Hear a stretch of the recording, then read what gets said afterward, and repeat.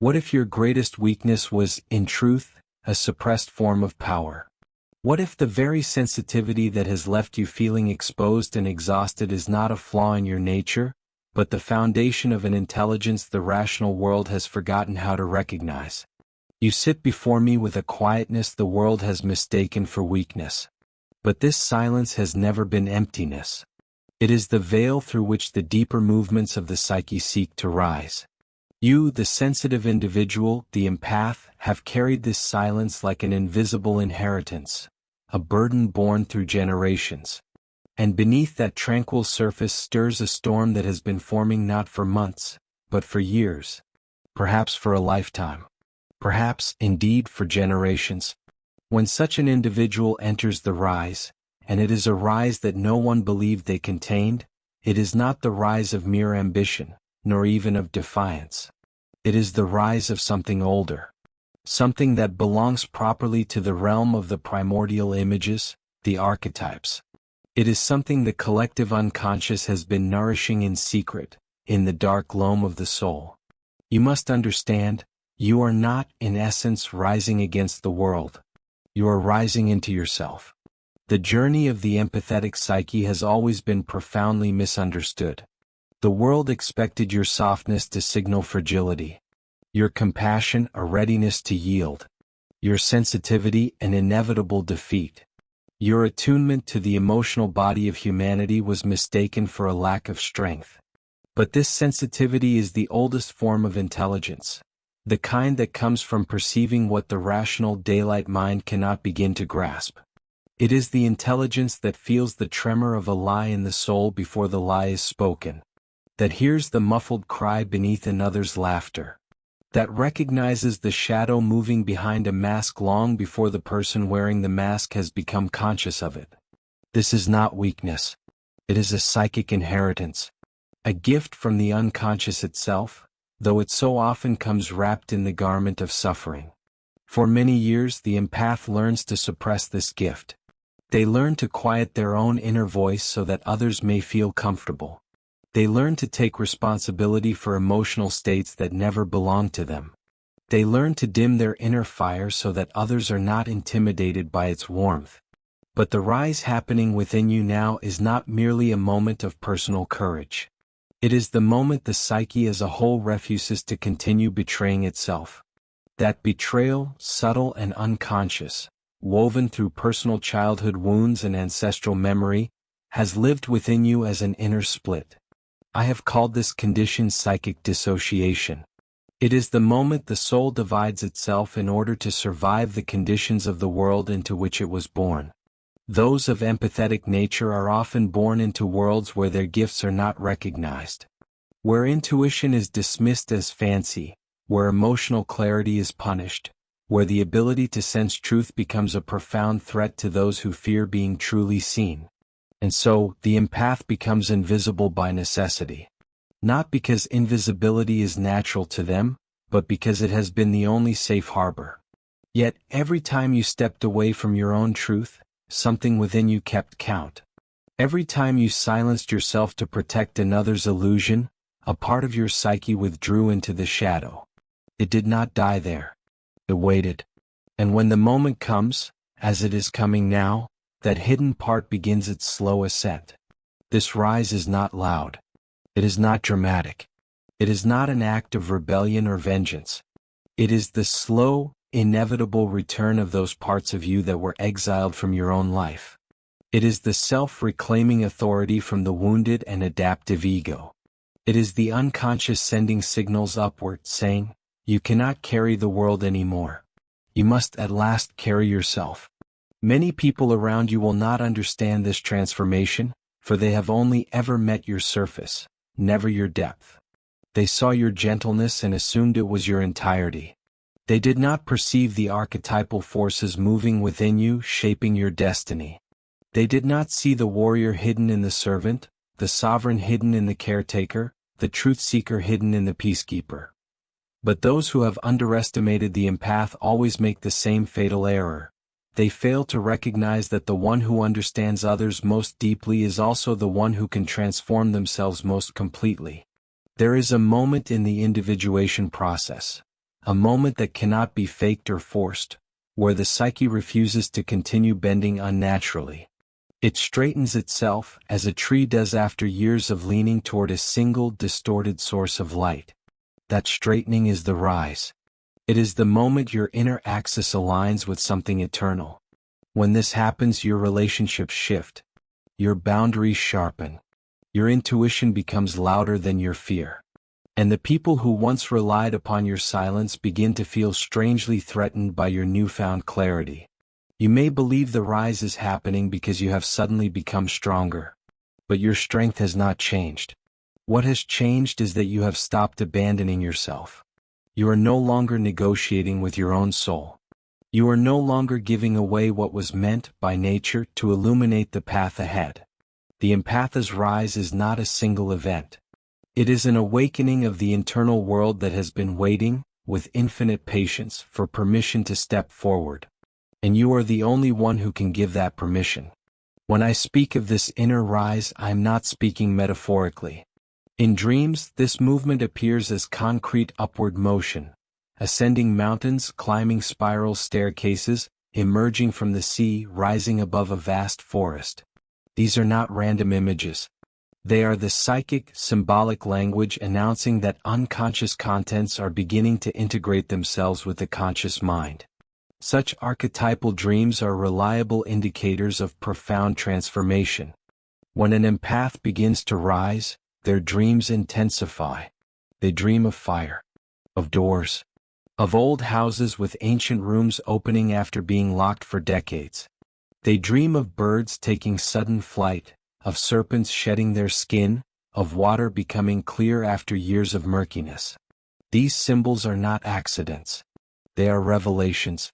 They show the psyche's readiness to move from a state of adaptation into a state of active potency.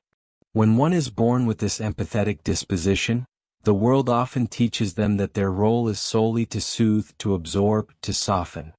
But deep within the collective unconscious, the empath archetype possesses a second face, one few have ever been allowed to witness.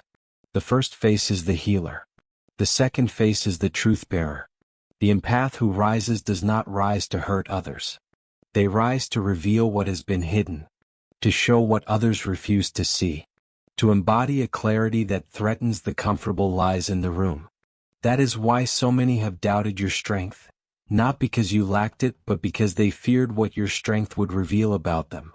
They needed you to remain small so that their masks could stay intact. The rise begins with a simple but profound moment. The refusal to internalize pain that does not belong to you. That is the moment your personal shadow begins to reintegrate. The shadow of the empath is not, as one might suppose, aggression or cruelty. It is suppressed truth. It holds the anger you never expressed, the intuition you dismissed to maintain harmony, the self-respect you sacrificed for connection, the boundaries you dissolved to be loved. When this shadow begins to rise, it does not do so to harm. It rises to restore a fundamental balance. People often fear their own shadow because they misunderstand its nature. They think the shadow is the immoral part, the dangerous part, the dark part. But the shadow is simply the part of you that has been disowned. For the empath, the shadow holds the very qualities that would have protected you from exploitation. It holds your assertiveness, your clarity, your strength, your ability to walk away. When these qualities begin to rise, the empath enters a new psychological state. A state the world rarely expects from someone who has been so quiet, so gentle, so self-sacrificing. In this state, the empath becomes a mirror. Not the soft mirror that offers a comfortable reflection, but the archetypal mirror that reveals the hidden face of the soul. Narcissists, manipulators, the emotionally immature, they cannot tolerate this mirror for it exposes the truth they spend their lives avoiding. It is not an attack, yet it will feel like a profound threat to those who had benefited from your former silence. This is why the rising empath is so often met with resistance, even hostility. Those who underestimated you are not reacting to your strength. They are reacting to the sudden disappearance of their control. The collective unconscious contains the stories of this rise. In myth, it is Persephone returning from the underworld, not as a frightened maiden, but as a queen in her own right. In alchemy, it is the moment the albedo, the white stage, gives way to the rubedo, the reddening, when the inner fire awakens. In psychology, it is the movement from projection to integration. The empath begins to see that the qualities they admired in others were hidden within themselves, and the qualities they feared in others were fragments of their own disowned shadow. This recognition is the turning of the inner wheel. When the wheel turns, the ego may tremble, but the self stabilizes. You may have felt as though you were breaking down in recent years. You were not breaking down. You were breaking open. The unconscious rarely rises gently. It often shakes the very structures of one's life so that the deeper truth can emerge. Empaths experience this as emotional exhaustion, spiritual disorientation, or a sudden, visceral refusal to tolerate dynamics that once felt normal. These are the signs of psychic restructuring. The old identity is dissolving so that the authentic one may rise. And now that it is rising, something remarkable occurs. People around you begin to sense a shift. They cannot describe it, but they feel your energy withdrawing from old entanglements. They feel your presence becoming sharper, more unmovable. They feel your inner world solidifying into something they cannot easily influence. This unsettles them, not because you are doing anything aggressive, but because you are no longer providing the emotional elasticity they once depended upon. They cannot stretch you anymore. They cannot bend you. You are no longer a container for their unprocessed chaos. You are becoming a container for yourself. And as this container strengthens, you begin to feel something you may not have felt since earliest childhood. An inner center. A place within you that does not move when the world pulls. A point of stillness that does not distort when others project. A core that does not collapse when someone withdraws love or approval. This inner center is not built through willpower. It emerges through the cessation of self-abandonment. You are simply allowing yourself to return to the truth of who you were before the world convinced you to become smaller. Many empaths do not realize that their rise is not an addition, but a restoration. You are not becoming something new. You are remembering something ancient. The moment you stop negotiating with the expectations of others, the unconscious offers you back the pieces you once surrendered. The strength you lost when you first silenced yourself. The intuition you dismissed because no one around you understood it. The truth you swallowed because it frightened those who depended on your compliance. As each piece returns, the empath's silhouette changes. Those who once knew you will say they do not recognize you. But that is because they never truly saw you.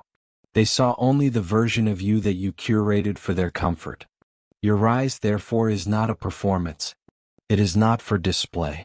It is an inner alignment that eventually becomes visible, simply because a psychological truth cannot stay hidden forever. The unconscious does not tolerate lies for long. Not lies told by others. And certainly not lies told by the self to the self. And the empath's greatest lie is the lie of pretending to be fragile.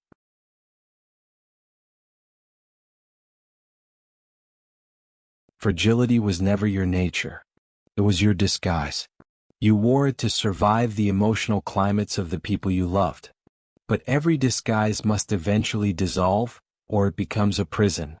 When you begin to remove this disguise, your relationship with power shifts. Power no longer feels like something external, something you must earn, chase, or fight for. Instead, it feels like something that flows through you as a river flows through a valley. This is because true power, the kind that emerges from individuation, is not domination over others but sovereignty over the self.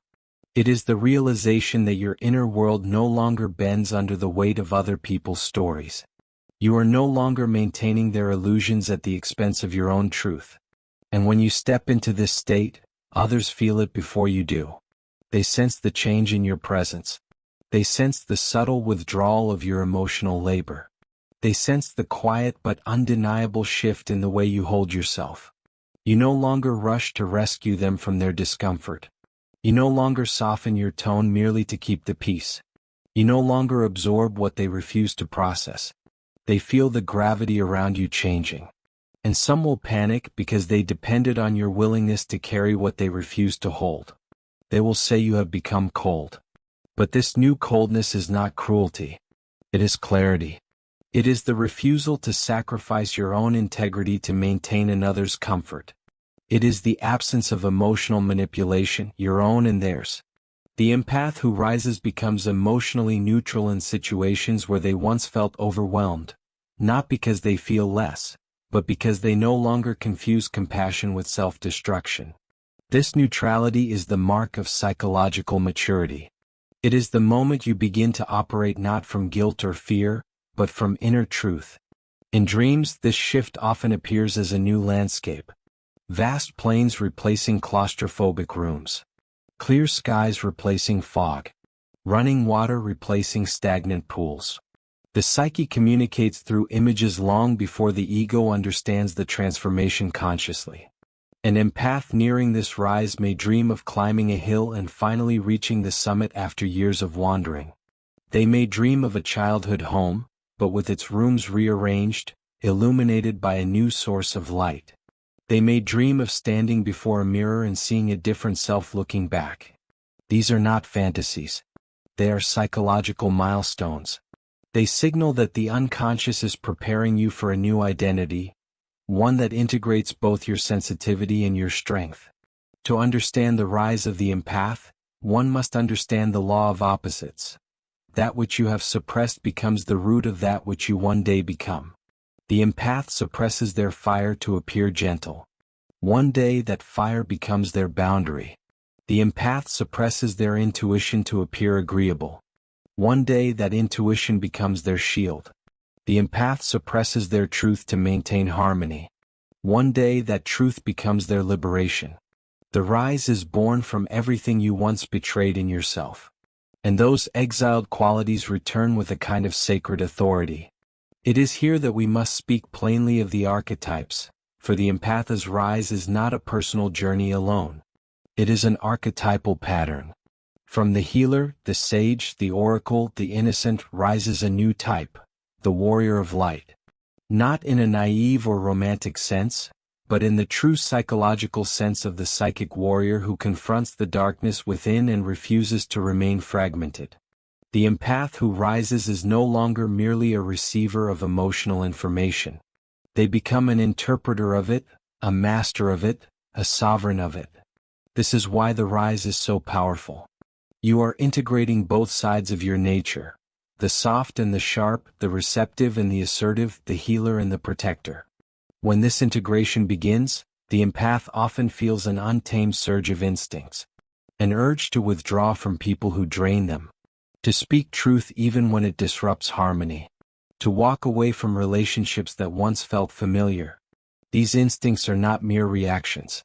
They are communications from the unconscious, guiding you toward alignment.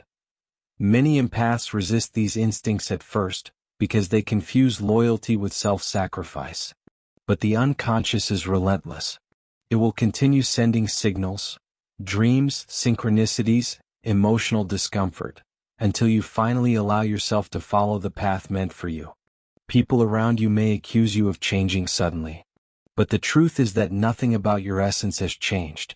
What has changed is your willingness to betray yourself for the sake of belonging. You no longer seek validation in places that require you to shrink. And this shift is profound. When the empath stops shrinking, they do not simply become bigger.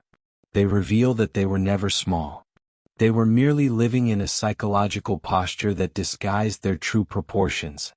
And so the rise continues inward. You begin to see clearly what was once distorted.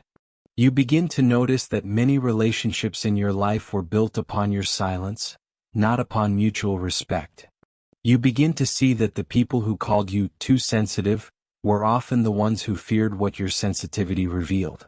You begin to understand that the love you gave so freely was often taken for granted, because it was given to people who did not know how to hold something so rare. This clarity is painful, but it is liberating.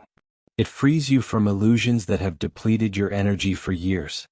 At this stage, many empaths experience what feels like a psychological emptiness.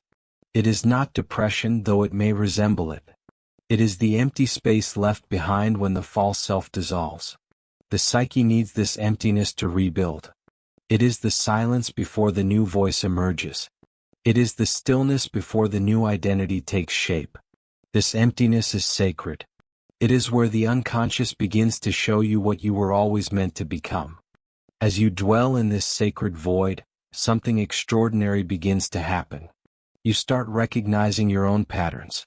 You see the moments you abandoned yourself. You see the emotional burdens you carried that were never yours. You see the ways you diminished your light so others could feel comfortable in their shadows. And instead of feeling guilt, you feel compassion. And this compassion is not for others, but for yourself. This self-compassion is the beginning of inner sovereignty. It is the moment the empath stops seeking external permission to exist fully. When this realization sets in, the rise accelerates. You begin to detach, not from people but from illusions. You detach from the expectation that others will understand you. You detach from the need for approval. You detach from the role of emotional caretaker. This detachment is not coldness. It is psychological cleanliness. You are removing the residue of years of emotional entanglement. You are clearing the inner path so your rise can continue uninterrupted. You must understand something essential. The world never believed in your rise because they never saw your inner world. They saw your outer behavior, which was shaped by survival patterns. They saw your gentleness, not your discernment. Your kindness, not your intuition. Your silence, not your inner fire. Your empathy, not your psychological depth. And so they assumed you were predictable, malleable, easily influenced. They assumed you would remain in the roles you played for years. The empath's rise shatters these assumptions, not through confrontation but through transformation. Those who underestimated you will be bewildered. They will be confused by your new presence. They will feel destabilized by your new boundaries. They will not understand how someone so soft could suddenly become so self-possessed. But you were never soft in the way they imagined. You simply chose softness because the world had punished your strength. Now that your inner world is reclaiming its power, the outer world must adjust. And so you step forward with a new kind of authority.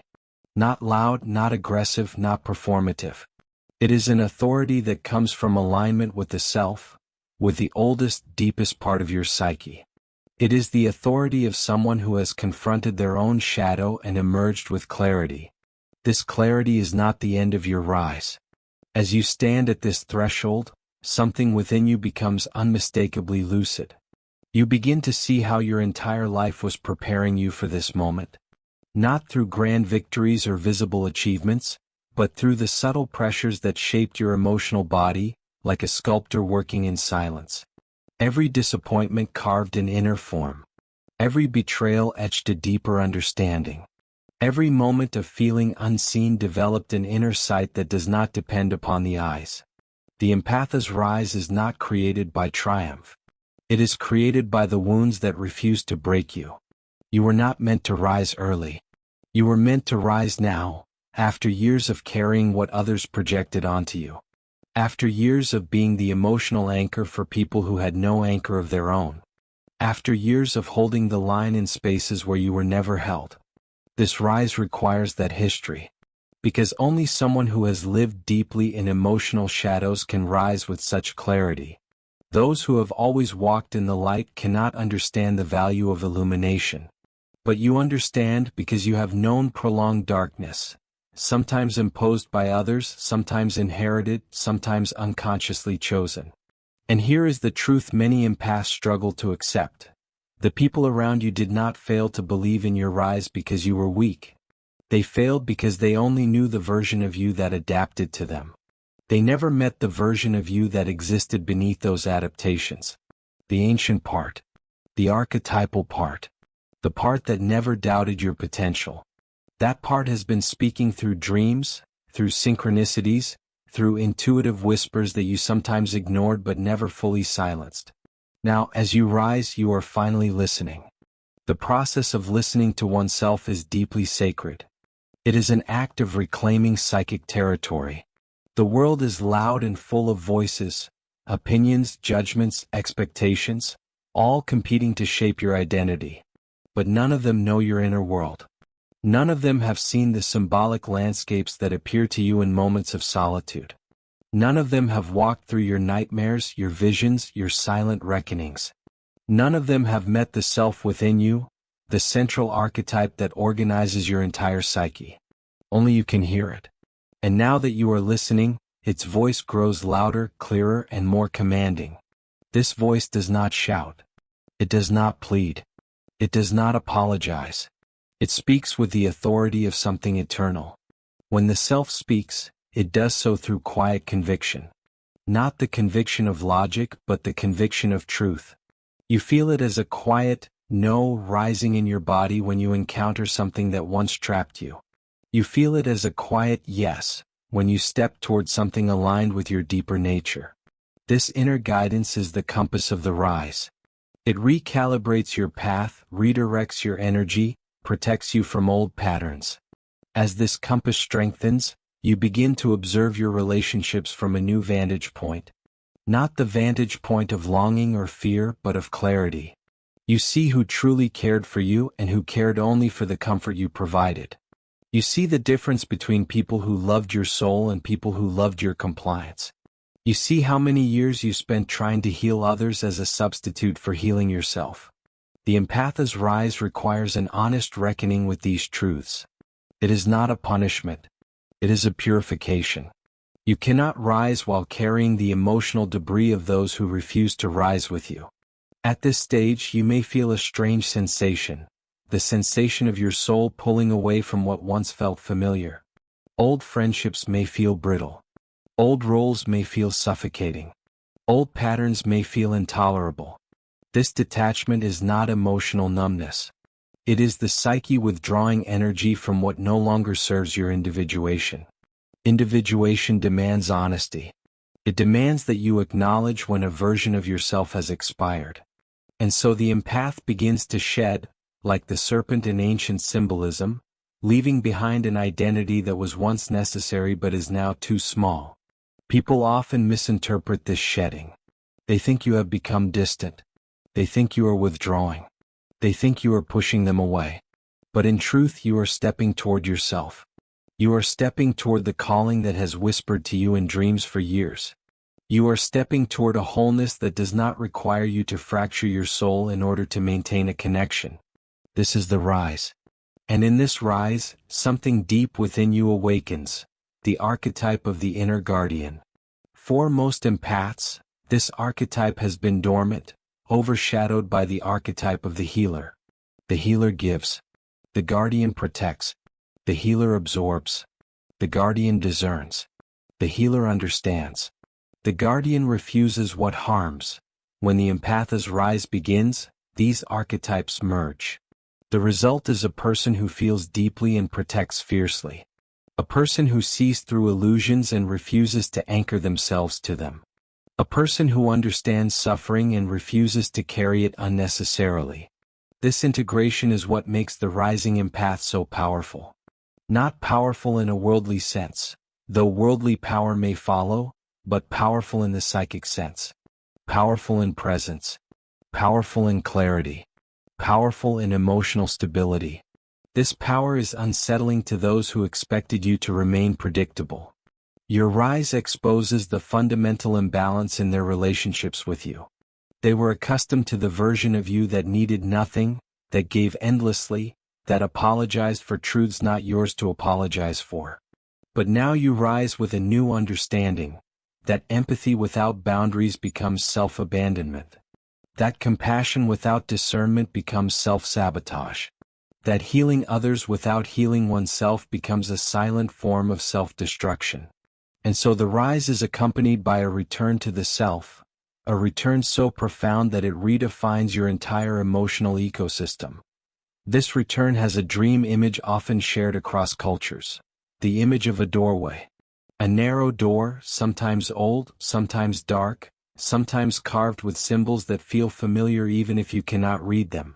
The doorway is always small enough that you alone can pass through, but only if you let go of what you carry unnecessarily. This is the threshold. The empath approaching it fears not the unknown, but the leaving behind of what once served as identity. The psyche fears death more than it fears pain, and every rise requires the symbolic death of the old self.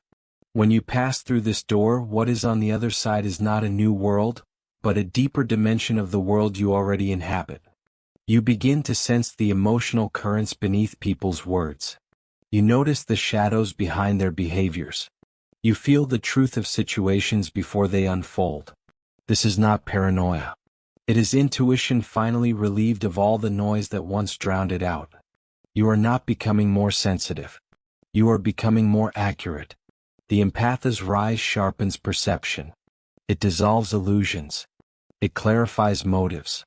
And with this clarity comes peace, a peace rooted not in naivety but in wisdom. This wisdom brings with it a strange but beautiful shift. Your energy becomes harder to access. Not because you are withholding it, but because your presence becomes more selective. Your time becomes more valuable. Your emotions become more sovereign. You become someone who can sit in silence without feeling the need to fill it. Someone who can walk away without feeling guilt. Someone who can say no without collapsing into fear. This is the rise. People who once underestimated you will see the difference. They may not understand it consciously, but they will feel it. They will feel the steadiness in your voice. They will feel the boundaries around your presence. They will feel the absence of the old emotional availability they once took for granted. Some will be drawn to this new version of you, sensing its depth and strength. Others will be threatened because your transformation exposes their stagnation. But you will no longer shape yourself around the reactions of others. You are now living from the inner self. In this state, something remarkable happens. The empath becomes unmanipulable. You cannot be controlled by guilt. You cannot be swayed by emotional chaos. You cannot be seduced by false promises. You cannot be intimidated by conflict. This does not mean you are detached from emotion. It means you are no longer trapped in it. You feel deeply, but you do not drown. You understand others, but you do not lose yourself. You care, but you do not collapse. This is the psychological maturity of the rising empath. And as this maturity stabilizes, people begin to see you differently. They may not say it, but they feel that you carry an energy they cannot name. An energy that feels ancient, grounded, impenetrable. This is the energy of someone who has integrated their shadow. Most people fear their shadow because they believe it contains only darkness. But for the empath, the shadow contains the very qualities they were never allowed to express. The moment these qualities return, the empath becomes whole. Wholeness is not perfection. It is the ability to hold all parts without fragmentation. When you are whole, you no longer vacillate between emotional collapse and stoic endurance. You no longer fluctuate between silence and resentment. You no longer live as a reaction to others. You live as an expression of your deepest truth. This is the essence of the rise, the transformation from an externally shaped identity into an internally rooted one. The shift from emotional survival into emotional sovereignty. The emergence of the self after many years of suppression. And now, as this rise reaches deeper into your psyche, you begin to sense the next movement. A movement that will not simply change how you relate to others, but how you relate to your own destiny itself. As destiny begins to move through you instead of around you, you sense an inner redirection that cannot be explained logically. Paths you once pursued lose their gravity. Goals you once chased lose their shine. People who once anchored you feel distant. It is not because you are abandoning them. It is because your psyche is no longer orbiting around them. The empath's rise brings with it a profound recentering. A return to an inner axis that does not bend for the sake of belonging. This axis, once activated, begins to guide you with precision. You feel it in your bones, in your breath, in the subtle way your intuition speaks before your mind can interpret it. This is the moment when you realize that the rise was never external. It was never about proving yourself. It was never about becoming stronger than others. It was about ceasing to betray yourself. And once the psyche stops betraying itself, destiny stops resisting you. It begins to unfold as if it had been waiting for you to step into your rightful position. This unfolding is not dramatic. It is quiet, steady, unshakable. Because this is not the rise of the ego. It is the rise of the self, the oldest and most sovereign part of the psyche. With this rise comes a new relationship to time. You no longer feel the desperation that once pressured you to act quickly, to give immediately, to rescue impulsively. Time begins to expand around you. You no longer react, you consider. You no longer collapse, you contemplate. This slowing is not laziness. It is awareness. It is the internal shift from operating through fear to operating through presence. Presence is the empath's superpower once they rise. It allows you to see what others overlook, to hear what others ignore, to feel what others suppress. And with presence comes discernment, the quality that transforms empathy from a vulnerability into a form of quiet mastery. Discernment is not judgment. Judgment arises from fear. Discernment arises from truth. Judgment seeks to diminish. Discernment seeks to reveal. When the empath begins to use discernment, they no longer attract chaos disguised as connection.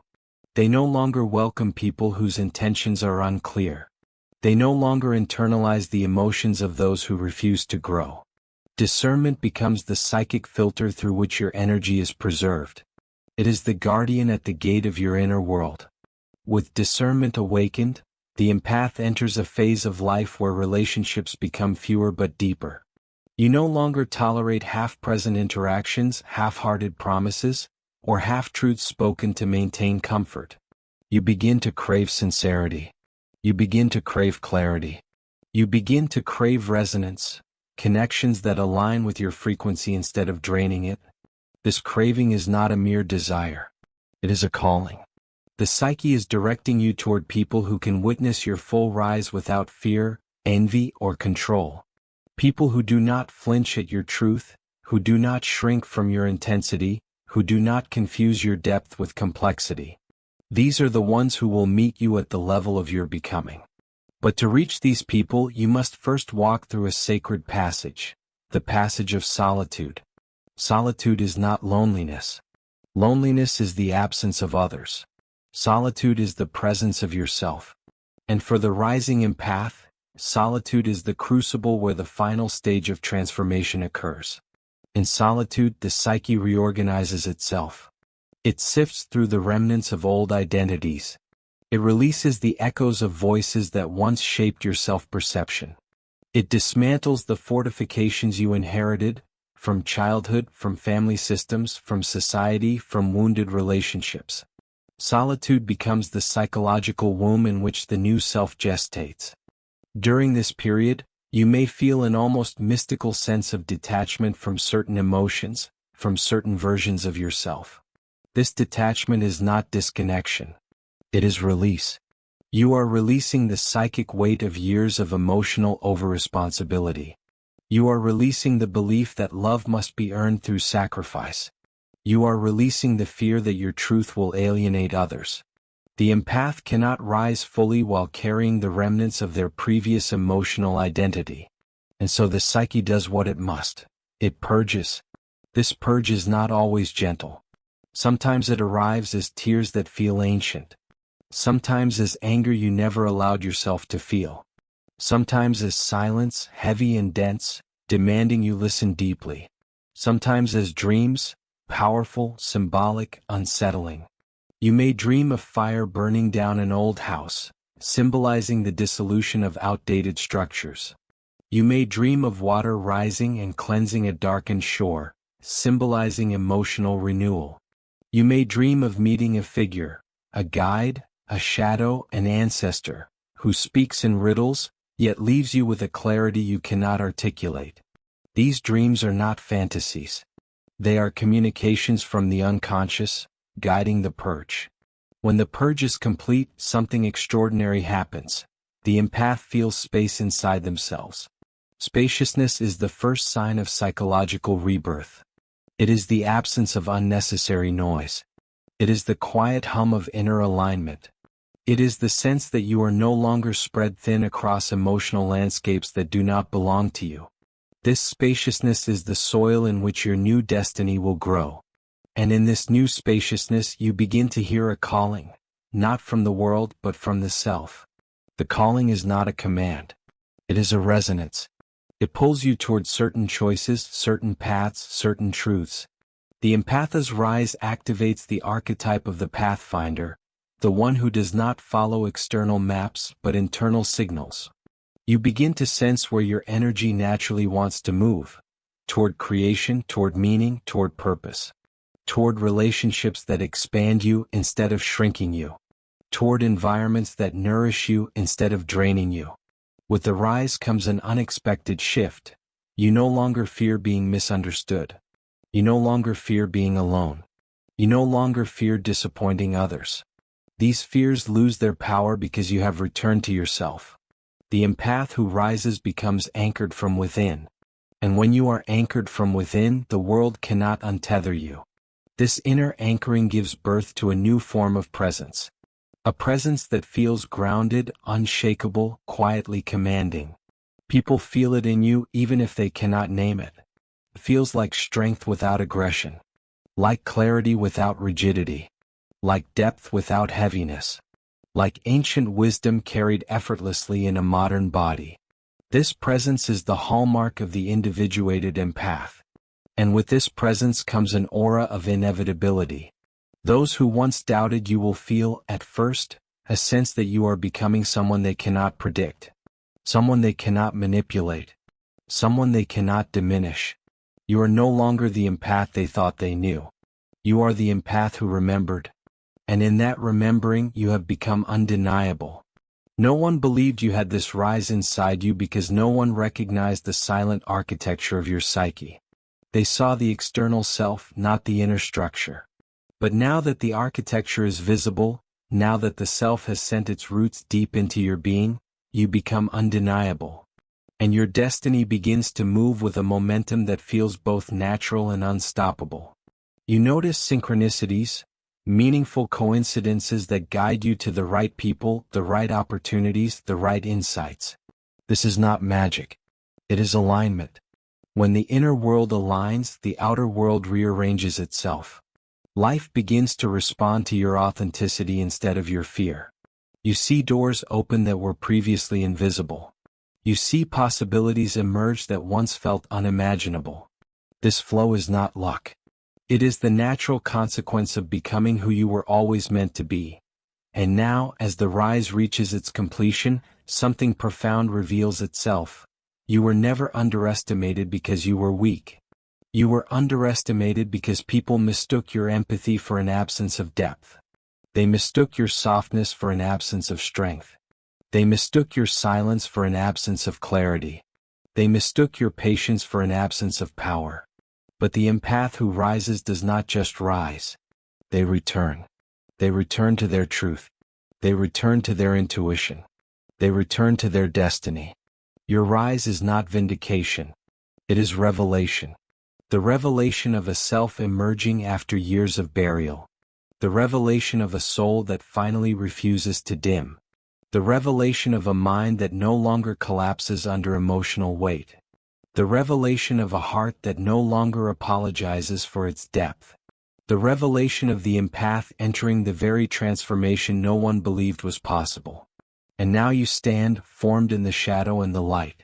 Now aware of both your wounds and your wisdom. Carrying both your softness and your sovereignty. This is the rise. Not a moment. Not a phase. But a return. A return to the truth of your own nature. A return to the strength of your own spirit. A return to the destiny that has waited in silence for you to finally claim it. The empath is entering the rise no one believed they had inside them. But you believed it. Somewhere deep, beneath every silence, every adaptation, every shadow, you always knew.